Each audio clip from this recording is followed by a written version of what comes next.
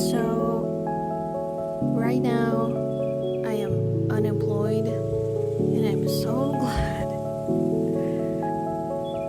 And even though I'm not getting paid, I also get to go to a park and not feel this insane guilt about it.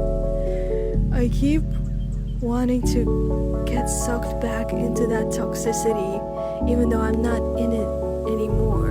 I'm still wearing my company jacket as I am in this park, looking at this crane. But I'm just so glad to not be there anymore. And I'm just so